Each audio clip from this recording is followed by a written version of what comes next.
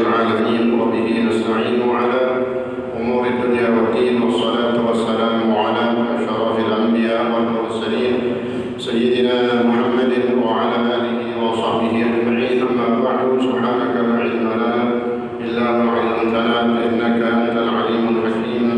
رب اشرح لي صدري ويسر لي أمري واحلل عقدة من لساني يفقه قولي وقل رب زدني علما. آمين. Yang saya hormati segenap pengurus Masjid Jami' As-Sa'adatain, yang saya hormati para asatidzah, antaranya Ustaz Musraf, Ustaz Yamsar, Ustaz Yazid, Ustaz Rijal, Ustaz Syamsuddin, dan para asatidz yang lain, Ustaz Marwaji. Begitu juga yang saya hormati para ulama kita, para tokoh masyarakat, antaranya Bapak Haji Muhammad, Bapak Haji Naim, Bapak Haji Ishaq, dan banyak dari para orang tua kita yang lain yang mohon maaf tidak saya sebutkan namanya satu persatu. Juga yang saya hormati para hadirin, bapak-bapak sekalian, juga hadirat ibu-ibu seluruhnya yang insyaallah dimuliakan Allah Subhanahu wa taala. Alhamdulillah wa syukurillah, pada malam hari ini atas izin Allah kembali kita hadir dan berada di tempat yang paling mulia dari bagian bumi, itulah Baitul min Buyutillah Jami' As-Sa'adatain. Yang kedua, kita berada di majlis ilmu, majlis yang paling mulia, yang dikatakan bahkan ulama majlisnya Rasulullah sallallahu alaihi wasallam, dan kita berada di waktu yang barakah bainal isya'ain yang kita manfaatkan untuk talabul ilmi. Maka insyaallah yakinlah kita semua ini menjadi tanda insyaallah Allah berikan banyak keberkahan dalam kehidupan kita ini ya rabbal alamin. Mari kita lanjutkan pelajaran kita dalam kitab النصائح الدينية والوصايا الإيمانية للحبيب عبد الله بن علي بن حداد رضي الله عنه. بسم الله الرحمن الرحيم. قال الشيخ المؤلف رحمه الله تعالى به وأدام النفع به وبعلومه وبأسراره في الدارين آمين.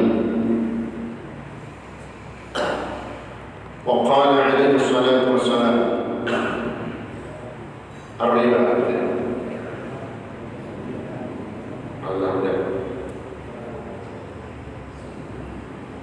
tapi sebelum mazhab kayaknya riba, bahwa riba itu terbagi menjadi 73, termasuk paling rendahnya adalah seperti berzina dengan ibunya sendiri. Nah, itu yang belum saya jelasin ya, insyaallah. Bismillahirrahmanirrahim. Qala Syekh al-Mu'allif rahimahullah ta'ala bihi wa ala man nafa'a bihi wa bi 'ulumihi wa bi asrarihi fi darain amin. Jadi sebelumnya ya, wa qala alaihi salatu wassalam ar-riba 73 baban aysanuha mithlu an yankiha ar-rajulu ummah. Wa qala alaihi salatu wassalam arba'atun haqqun 'ala Allah alla yudkhilahum al-jannata wa la yudhiqahum 'ilmaha مدمن الخمر وآكل الربا وآكل مال اليتيم بغير حق والعاق لوالديه. وقال عليه الصلاة والسلام الذهب بالذهب والفضة بالفضة والبر بالبر والشعير بالشعير والتمر بالتمر والملح بالملح مثلا بمثل سواء بسواء يدا بيد. وإذا اختلفت هذه الأصناف فبيعوا كيف شئتم إذا كان يدا بيد. فقد بين عليه الصلاة والسلام في هذا الحديث حكم الربا، فليس لأحد بعد ذلك سبيل إلى الخلاف وترك الامتثال. فقد قال تعالى وما آتاكم الرسول فخذوه وما نهاكم عنه فانتهوا. قال تعالى فليحذر الذين يخالفون عن أمره أن تصيبهم فتنة أو يصيبهم عذاب أليم إلى آخره. والله تعالى أعلم بالصواب. Terakhir kita membahas tentang as-sab'ul mubiqat di dalam catatan kaki di situ ya, bahwa akil riba, pemakan riba, termasuk di dalamnya adalah yang menjadi perantara untuk pemukil, ya, yang memberikan riba, yang mengambil riba, memakan riba, kemudian saksi dalam transaksi riba, ya, mukatibah, dan yang menulis mencatat sekretarisnya, yang dikatakan oleh Nabi la'anallahu la'ana Rasulullah sallallahu alaihi wasallam akhirnya, bahwa mereka yang berkumpul dalam satu pertemuan yang di situ terjadi sesuatu riba, maka dilaknat oleh Allah Subhanahu wa taala dan dilaknat oleh Rasulullah sallallahu alaihi wasallam. Sebab juga karena akil riba, orang yang memakan riba adalah orang-orang yang dimasukkan dalam kelompok orang-orang yang akan mengalami kerugian dan kecelakaan dunia dan akhirat, yang disebut dengan as-sab'il mubiqat. Ya, ada 7 perkara yang bisa merugikan, yang mencelakai seseorang dunia dan akhirat. Pertama adalah isyraku billah, yang kutukan Allah. Yang kedua membunuh, ya, seseorang yang dilarang kita membunuhnya, karena ada membunuh yang dihalalkan, itulah hukum qisas di dalam syariat Islam. Kemudian apalagi di dalam syariatnya as-sihir, ya, perkara yang bisa merusak, yang merugikan kita dunia akhirat, berlaku sihir, berbuat sihir, ya, ilmu-ilmu hitam dengan sejenisnya. Wa akil mal yatim, orang yang memakan harta anak yatim, ya. Wa akil riba, dan orang yang makan riba. Itu di antara 7 perkara di dalam hadis Nabi yang disebut perbuatan-perbuatan yang membuat seseorang yang melakukan hal tersebut mendapatkan kecelakaan, celaka dunia dan akhirat. Nah, berikutnya, ya, wa qala alaihi salatu wassalam, Rasulullah sallallahu alaihi wasallam bersabda, dan Rasulullah sallallahu alaihi wasallam bersabda, ar-riba 73 baban, aisaruha mithlu an yankiha ar-rajulu ummah. Kata Nabi, ar-riba 73 baban, transaksi sesuatu yang bisa masuk dikatakan ada riba di dalamnya, itu sangat banyak.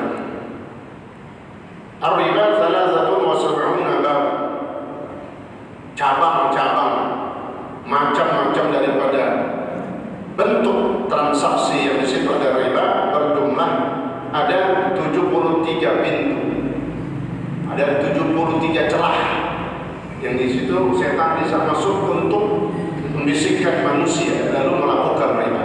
Itu makna riba 73 bab, bahwa celah-celah perbuatan riba bisa terjadi sampai menjadi 73 pintu. Aisaruha mithlu ayyan kiha ar-rajulu ummah, paling ringannya dosanya orang memakan riba, paling ringan, diumpamakan oleh Nabi seperti seseorang yang berzina dengan atau bermenikah dengan ibunya.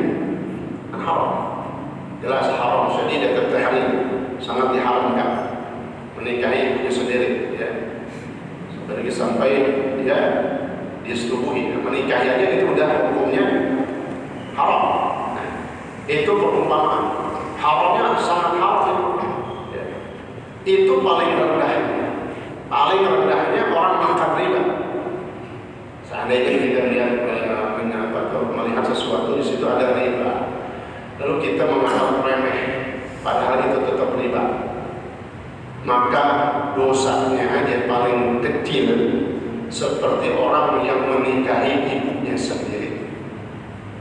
Itu sangat haram, itu paling kecil, ya. Ini dalam rangka apa? Supaya kita berusaha menghindar, menjauh dari sesuatu yang dikatakan di situ ada unsur riba yang diharamkan, di mana riba ini adalah diharamkan oleh Allah Subhanahu wa taala. Ya. Maka di dalam syarah ataupun keterangan di bawah dijelaskan wa tashbihu aisar riba bi ithyad al-ummah lima fihi min istiqbah dzalika 'inda al-aqli. Kalimat perumpamaan menikahi, seseorang menikahi ibunya, itu kan udah di luar batas kenormalan. Saking buruknya perbuatan tersebut dan udah nggak bisa diterima pakai akal, itu udah nggak sehat. Pertama, bukan akal salim, bukan akal yang sehat, bukan hati yang punya benar-benar bersih, jernih. Akalnya udah sakit, akal salim. Dan menurut uqala, orang-orang yang melihat yang punya akal pun itu udah di luar batas kenormalan. Ya. Saking buruknya itu perbuatan riba paling kecilnya diumpamakan seburuk-buruknya, ya, sebejat-bejatnya seseorang yang menikahi ibu. Itu gambaran dosa perumpamaan paling ringannya dosa riba. Gimana kalau dia adha'afan mudha'afah dalam Al-Quran? Kalau makan riba berdobel-dobel, berlapis-lapis tiap hari, ya, tiap saat makan duit riba, ya. Ini saya rentenir orang-orang yang mengambil atau bertransaksi sesuatu dengan paksa, ya. Kemudian di situ memang banyak yang merugikan. Riba bukan saja merugikan, apalagi kalau sampai merugikan, itu udah jelas banget sangat riba, ya. Tanpa ada kerugian, tanpa ada yang dirugikan pun, kalau di situ ada unsur riba, riba tetap. Boleh kita bilang itu bukan riba lalu halal, nggak bisa, tetap riba. Apalagi kalau sampai ada yang dirugikan, ya, dengan itu bunga yang bertambah setiap hari, ada gitu, bayar kredit bunga bertambah berapa persen? Misalnya kalau 1 juta bayaran bulanannya telat, berapa persen di sini? Taruh dah misalnya, ada 1% aja, kayak ngomong banyak-banyak, 1% aja dari 1 juta, berapa itu? Ya, itu kan namanya ada riba.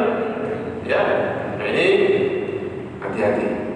Kalau satu saat kita menangani pekerjaan ini ataupun ditawarin pekerjaan-pekerjaan yang model seperti ini, maka baiknya kita cari pekerjaan yang lain yang di situ lebih halal kita melihatnya. Ya, ini gambaran perumpamaan seringan-ringannya orang makan riba adalah seperti seburuk-buruknya gambaran orang yang menikahi ibunya sendiri. Itu kan normal. Makan riba begitu. Alhamdulillah, ya. Dan makanya akan saya sampaikan mengutip daripada pendapatnya ya di Syarih Hazami rahimahullah radhiyallahu anhu, bahwa yang kita lakukan dalam transaksi bank, lalu kita mau nggak mau, ya, di situ ada transfer. Yang berarti kalau transfer kita perlu masukin ada gitu, ada duit, ya, bisa ya kalau transfer duitnya kosong, ya, gagal mulu, dia marah kok gagal mulu, cek dulu saldonya ada ya. Bisa dicek song, ya, ya. Maka itu diumpamakan seperti saat ini, artinya zaman ini kita diumpamakan seperti orang yang sudah tidak bisa menghindar. Artinya mau nggak mau, tapi manfaatkan itu hanya untuk sekedar itu, bukan untuk kenikmatan, mengambil banyak bunga, bukan untuk mengambil banyak hasil, tapi manfaatkan sekedar. Namanya daruratkan itu, diumpamakan orang yang seperti tidak punya makanan, nggak ada makanan yang bisa dimakan dari yang makanan yang halal. Ada yang haram-haram, apakah bangkai, daging anjing atau babi, ada yang gitu. Dia ambil oleh darurat, dalam keadaan darurat, kata beliau, dalam keadaan yang kita nggak bisa menghindar. Tapi darurat itu qadar biqadriha. Darurat itu, kebutuhan itu dimanfaatkan, digunakan hanya untuk sekedarnya, bukan untuk kenikmatan, bukan untuk melebih-lebihkan atau apalagi sampai ya banyak keuntungan. Ya, kalau sudah ada kelebihan dan keuntungan, ada niat lain, itu yang di situ ditakutkan ada riba yang sengaja masuk dalam diri kita. Ya, maka niatkan dalam hati kita, boleh istighfar gitu. Ya, tetap yang namanya riba, tapi sekedar kita memanfaatkan untuk transfer, ya, menampung daripada dana-dana, ya, ini demi kemudahan. Sebab agama Islam itu juga tidak menyulitkan dari segi transaksi. Oh, nggak bisa bawa duit 200 juta dibawa pakai tas, yang ngotot banyak orang di jalanan yang ngincar, ya. Ini maka demi keamanan, ya. Sesuai itu banyak tinjauan dan hujahnya alasannya, tapi jangan disalahgunakan, dimanfaatkan, ya. Kedaruratan kita dalam kaitannya dengan bank adalah sekedar saja. Berikutnya, waqala alaihi salatu wassalam arba'atun 'ala Allah alla yudkhilahum al-jannah wa la yudhiqahum na'ima. Dan Rasulullah sallallahu alaihi wasallam bersabda, arba'atun haqqun 'ala Allah. Ada 4 kelompok, 4 golongan orang, 4 golongan orang yang pasti Allah Subhanahu wa ta'ala tidak akan memasukkan mereka ke dalam surga. Arba'atun haqqun 'ala Allah alla yudkhilahumul jannah. 4 kelompok manusia yang tidak akan dimasukkan ke dalam surga. Wa la yudhiqahum na'imah. Yang kedua, bukan itu aja, dan dia tidak akan diberikan oleh Allah menikmati, bisa merasakan. Allah tidak akan memberikan mereka bisa merasakan kenikmatan surga. Subhanallah, yang luar biasa. Udah nak masuk surga kan gitu. Wala yudhiqahum na'imah. Dan Allah juga tidak akan memberikan mereka kesempatan untuk merasakan kenikmatan surga. 4 kelompok manusia. Yang pertama, mudminul khamri, orang yang selalu minum khamar, mabuk-mabukan, narkoba, ya. Wa akilur riba, dan orang yang makan riba. Wa akilu malil yatim bi ghairi haqq. Ketiga, orang yang makan harta anak yatim tanpa alasan menikmati. Wal 'aqu liwalidayhi, dan orang yang berdurhaka kepada orang tuanya. Maka hadis tadi dimaknai yang pertama, artinya mereka tidak akan masuk surga. Yang pertama, tidak akan masuk surga kalau mereka meninggal masih dalam keadaan muslim, suka narkoba, minum-minuman keras, mati masih Islam tapi suka minum khamar, narkoba dan macam-macam, ya. Atau selalu makan riba, atau selalu makan duit anak yatim tanpa hak, atau selalu durhaka sama orang tuanya. Maka ketika mereka muslimin meninggal, tetap mereka nanti akan dimasukkan ke dalam surga. Maka makna hadis ini, alla yudkhilahum, adalah Allah tidak akan memasukkan mereka ma'as-sabiqin al-awwalin, bersama kelompok-kelompok yang mulia. Artinya mereka kalau selama masih muslim masuk surga juga, tapi di ujung terakhir, paling akhir masuk surga. Itu pun kalau dia tidak bertaubat. Tapi kalau sudah bertaubat, istighfar dari mudminul khamri, dari makan riba, ya. Kalau makan riba karena kaitannya sama harta, ini agak berat, maka dia harus mengembalikan sejumlah uang yang pernah diambil dulu, pelanggan-pelanggannya, misalnya catat itu datangnya dari dulu yang pernah diambil itu balikin. Karena ini berkaitan taubatnya orang yang punya dosa, bukan dosa kepada Allah saja, tapi dosa kepada manusia. Ada hakullah, ada hakul adami. Kalau hakullah jelas dia melanggar karena bermaksiat. Tapi yang kedua, dia melanggarnya maksiatnya ada hubungannya sama manusia, karena makan duit, ambil duit orang, ya. Itu yang harus dia bayar. Kalau taubat, kalau benar-benar taubat, dia harus siap.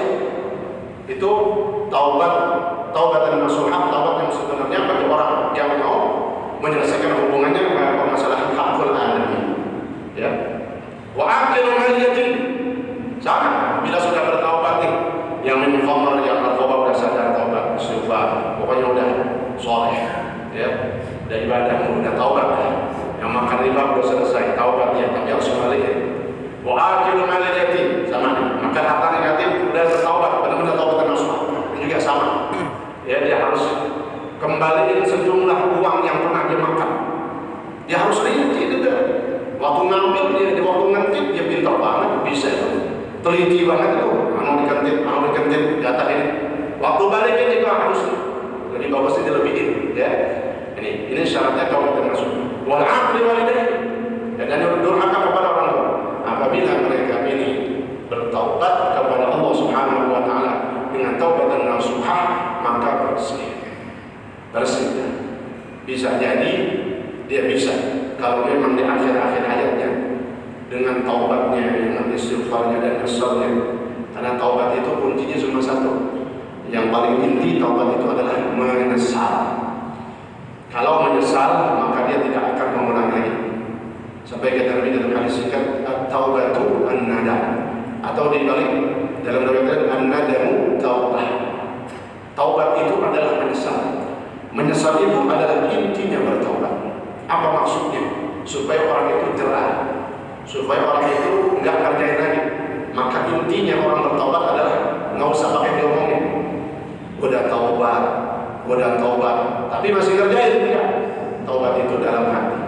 Kalau dia udah nyesel atau yang dulu dikerjain, maka yakinlah at-taib minadz dzambi kaman la dzamba.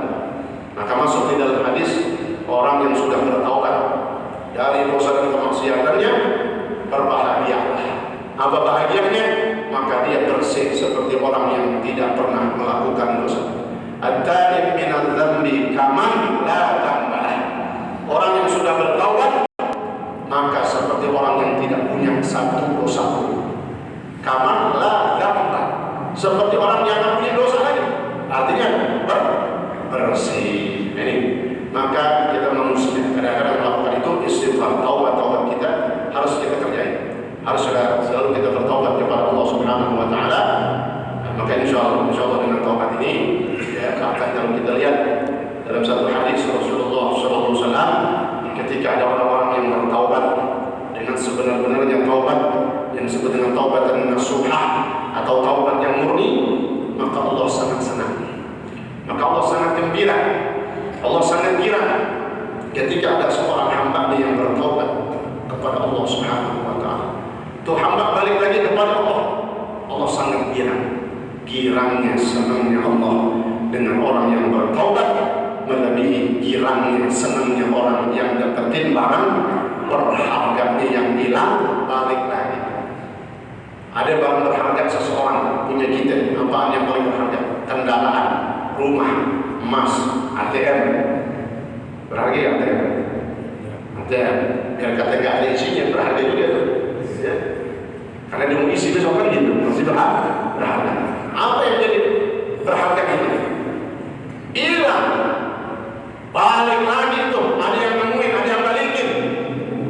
Apa rasanya? Pak, naik kartu ATM-nya Pak, saya temuin, saya nggak apa-apain.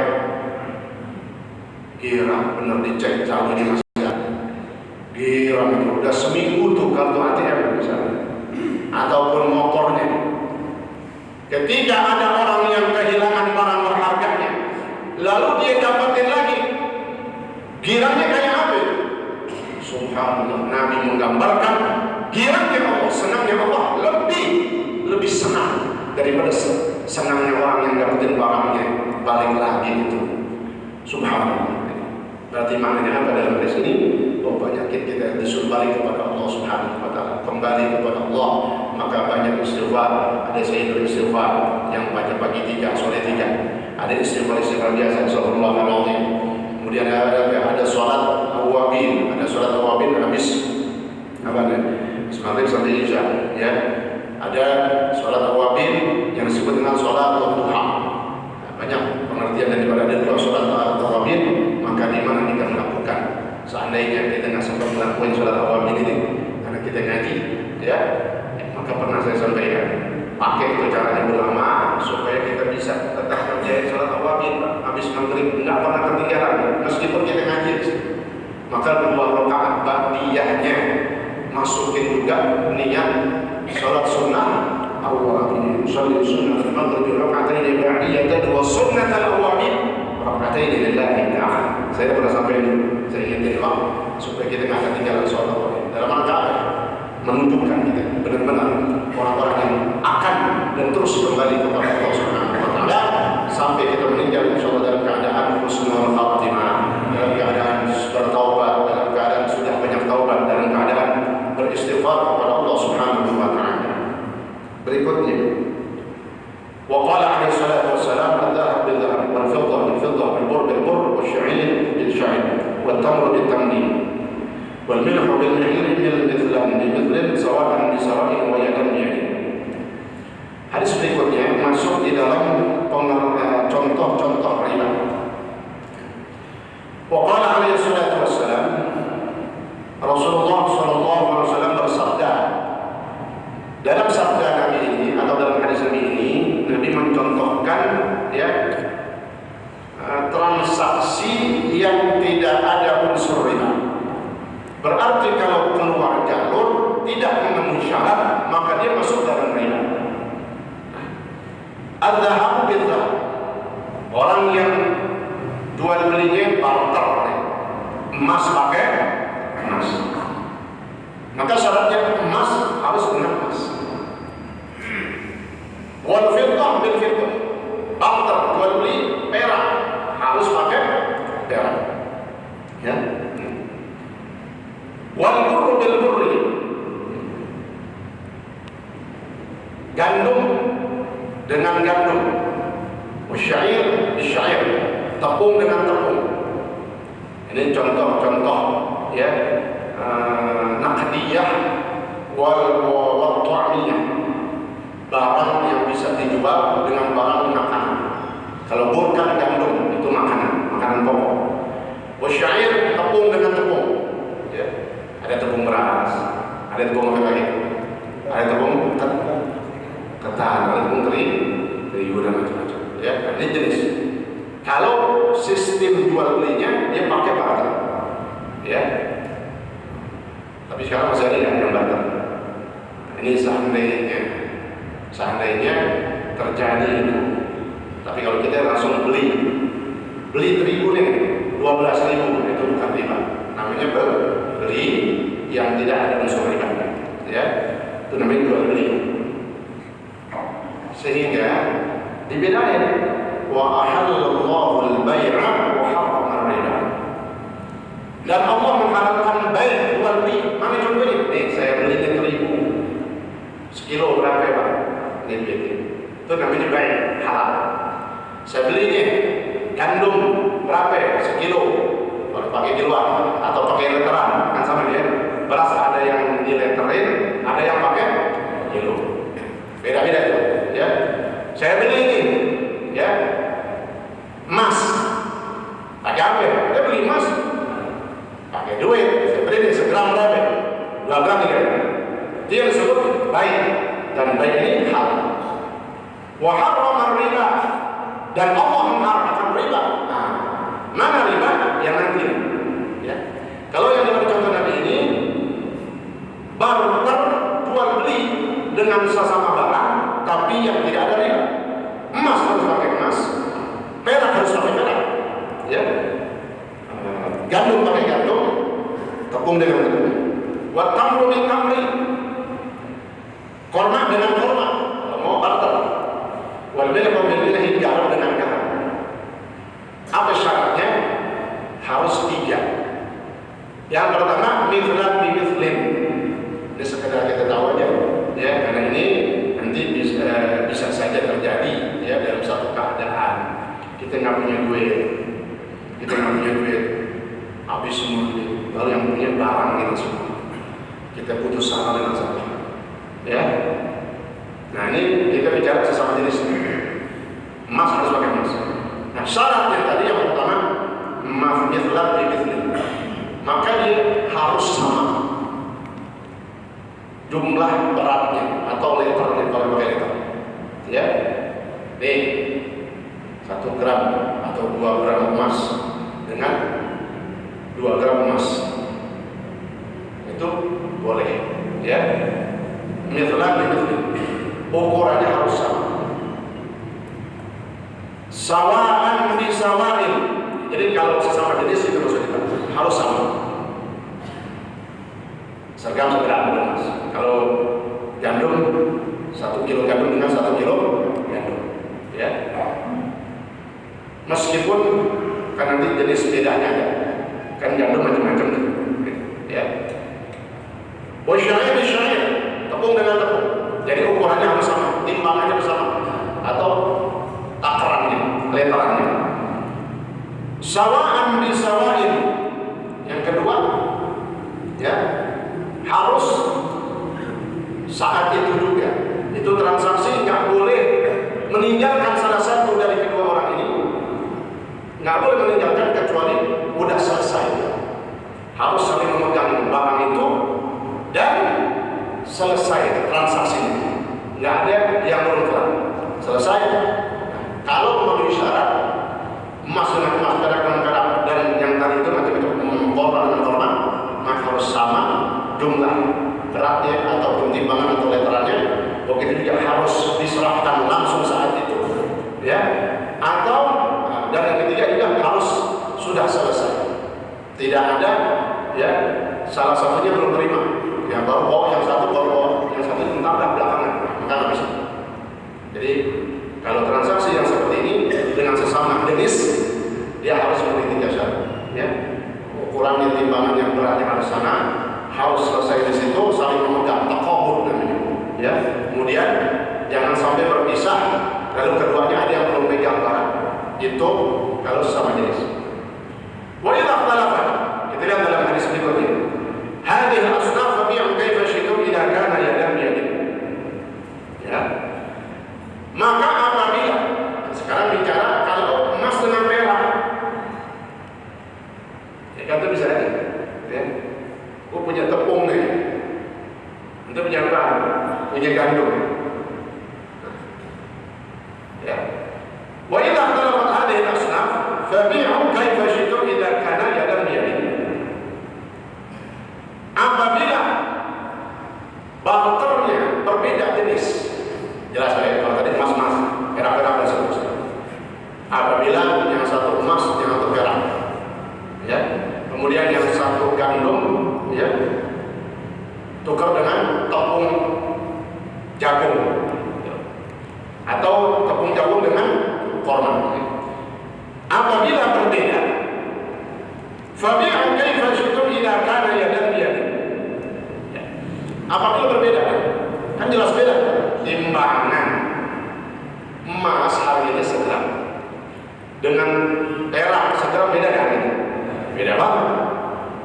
Yang penting sama-sama udah tahu dia, ya, itu beda tuh. Nah, maka ketika berbeda jenisnya, yang satu emas, yang satu perak, boleh aja, artinya boleh aja. Ini berarti nggak pakai syarat tamazul, nggak mesti harus sama dalam beratnya ataupun ukurannya, boleh aja. Tapi syaratnya tinggal 2. Yang satu ialah tamazul, yaitu harus saling serah terima di situ dan selesai akad. Jelas, ya. Jadi dia tahu udah punya apa, perak nih. Mau beli emas, nggak punya duit, punya perak mana? Banyak banget perak. Ya udah, dia tahu tuh, sama-sama tahu kan pasti beda nilainya. Ya udah, boleh. Ukurannya saling berbeda kan? Ini 5 gram emas, dia dibayar dengan berapa? Misalnya, ya, contoh aja, misalnya dengan 10 atau 20 gram perak. Boleh. Kok nggak ada tamazul? Karena tidak sama jenisnya. Kalau yang harus tamazul sama-sama ukurannya, harus sesama jenis emas, perak, korma, tepung, ya, gandum. Adapun kalau berbeda jenis boleh. Itu kata Nabi, wa idza ikhtalafa hadhihi al-asnaf. Apabila jenisnya berbeda, fabi'u, silahkan jual. Boleh. Kaifa syi'tum, bagaimana mau kalian, idza kana yadan yadin, yang penting harus selesai saling menerima, yang ini mengambil perak terima, yang ini ngasih emas, dan selesai akadnya tanpa ada yang belum megang, dua-duanya di dalam hadis sudah selesai. Ya, itu makanya disebut ya al-taqabul wal qubul, ya, harus saling memegang dan selesai. Artinya kontan disebutnya Pak. Kontan. Maksudnya kontan di sini nggak boleh kalau barter begitu dengan tempo. Ntar dah, ini baru segini nih. Ya, misalnya tepung ditukar sama gandum, ya, tepung apa terserah, gandum dengan tepung. Yang satunya kurang tak belakangan dah. Jangan nggak ya. Dia udah dikasih toleransi, syarat yang satu udah nggak dipakai, yaitu harus saling sama dalam ukuran, itu udah toleransi. Boleh, tapi harus saling menerima dan tidak ada tempo atau tempo, berarti harus selesai. Cash, bahasa dulunya cash, selesai, tunai, itu syaratnya, ya. Karena kebanyakan begitu, dia macam-macam orang, ya. Ditakutkan yang sisanya itu nggak dikasih, lalu merasa dirugikan, ya. Ini naudzubillah min dzalik. Kita jangan jadi orang yang kadang-kadang ketinggalan dikit-dikit, kita entar-entaran, jangan. Ada yang ketinggalan dikit-dikit, langsung bawain besok kalau entar, ya. Dalam hal apa aja? Ini. Faqad bayyana alaihi salatu wassalam fi hadzal hadis. Maka di dalam hadis ini Rasulullah SAW menjelaskan hukum riba. Jelas, ya. Kalau sesama jenis tidak memenuhi syarat, maka riba. Ya, kalau misalnya emas yang satunya 2 gram, yang satu gram, nggak boleh. Sama-sama emas harus sama, satu gram. Ya, itulah yang disebut nanti kalau ada lebihnya, yang satunya nggak sama ukurannya, namanya disebut riba fadl. Ya, riba fadl, riba yang disitu ada kelebihan. Disinilah hukum samanya riba di dalam bank, ya, karena ada kelebihan. Ya, ada keuntungan, kelebihan yang dicari. Nah, itu yang disebut, atau jenis pinjemin tadi, ya, pinjemin. Ya, rentenir itu. Barang sekian, 3 juta, bayarnya 3,5 juta. Ya, dengan paksa. Beda lagi kalau transaksinya kredit dan kontan, beda lagi. Ya, kan kalau rentenir dia pakai bunga itu dengan paksa, telat bayar berapa persen sehari. 2 hari tambah lagi sekian, dan seterusnya. Itu yang disebut riba. Adapun kalau transaksi jual beli, ada yang namanya transaksi tunai, ada transaksi kredit. Itu boleh, ya. Ada halal, ada mahal, ada tunai, ada kredit, boleh, ya. Tapi tadi, ya, selama kita ambil, karena ini kita kredit yang sekarang masuknya ke bank, kan ini, maka ambil dalam seperlunya saja, ya. Tadi seperlunya. Kalau transaksi yang nggak perlu penting banget, yang pakai kredit tadi, kalau punya duit kontan, ya. Tapi kalau memang ada kebutuhan, dia pengen banget, dia butuh banget itu, maka boleh sekedarnya saja, ya. Artinya itu sekedar dia memenuhi kebutuhannya. Ini. Falaysa li ahadin ba'da dzalik sabilun ila al-khilaf wa tark al-ibtidal. Maka tidak ada bagi seseorang setelah penjelasan ini untuk keluar, ya, untuk mencari jalan keluarnya. Keluar jalur apa maksudnya?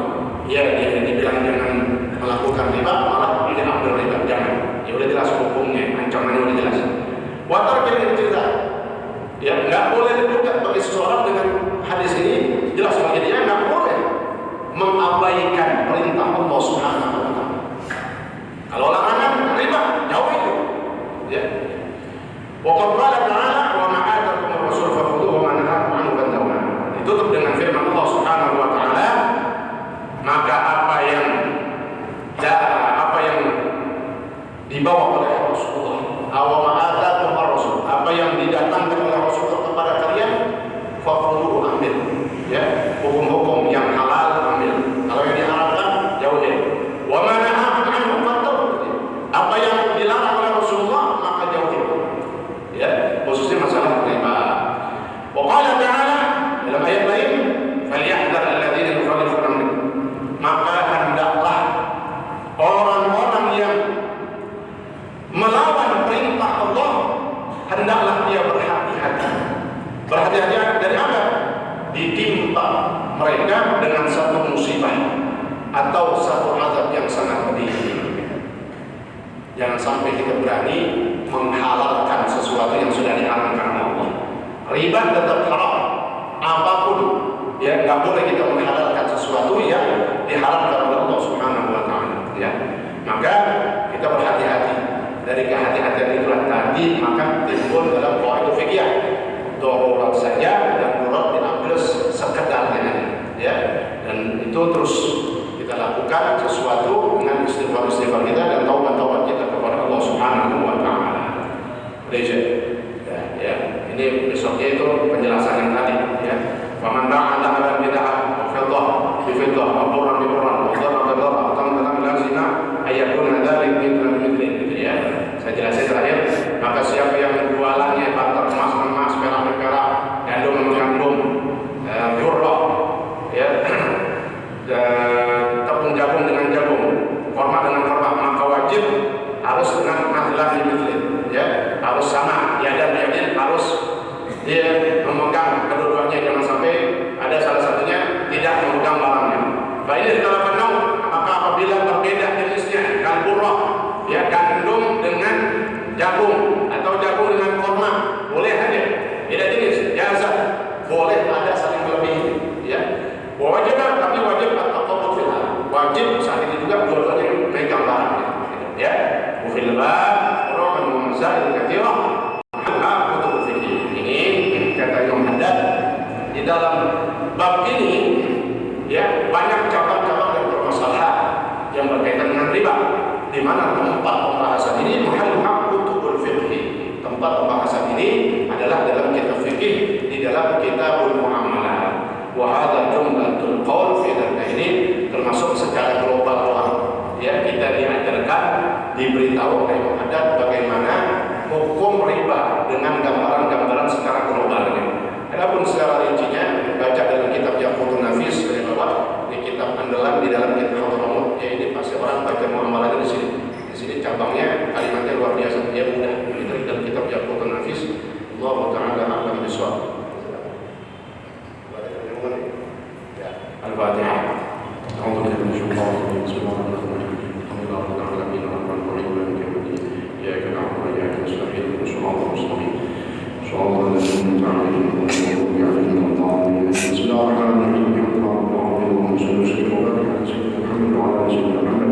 اللهم رب انفعنا بما علمتنا وعلمنا ما ينفعنا وزدنا علما وارحمنا على كل حال برحمتك يا ارحم الراحمين. اللهم اغننا بالعلم وزدنا بالعلم وكرمنا بالتقوى وجبلنا بالعافيه برحمتك يا ارحم الراحمين.